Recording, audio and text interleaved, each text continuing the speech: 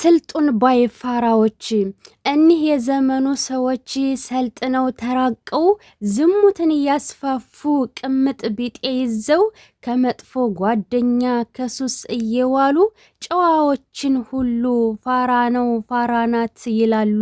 መሰልጠን ከሆነ በሰይጣን መረብ ሁሌ እየወደቁ ሰው እየዘረፉ ብሎም እየዋሹ በሱስ ተጠምደው እራሳቸውን ሰርክ እያቆሸሹ መሰልጠን እንደዚህ ከሆነ ሁሌ ማምጣት የፈጣሪን ቁጣ የናንተ አራዳነት ባፍንጫ ይውጣ የናንተ አራዳነት ባፍንጫ ይውጣ።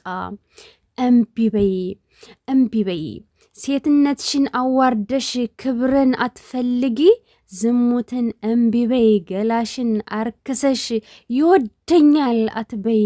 ከልብሽ ያመንሽው ከርቶሽ ሲወሰልት ያኔ ይገባሻል ልሞሸር ነው ብለሽ ጮቤ ስትረግጪ ሰርጉን ያረዳሻል። ያኔ ጥሪው ደርሶሽ ማመን እስኪያቅትሽ ከምትደነግጪ በስርዓት በወጉ ተድረሽ ከአባትሽ ቤት ውጪ። ማመን እስኪያቅትሽ ከምትደነግጪ በስርዓት በወጉ ተድረሽ ከአባትሽ ቤት ውጪ። ወዶችዬ ሰላም ውድ ቤተሰቦች እንዴት ናችሁልኝ? ሰላም ብያለሁ። ለዚህ ቻናል አዲስ የሆናችሁ ሰብስክራይብ፣ ላይክ እያደረጋችሁ ቤተሰብ ሁኑ።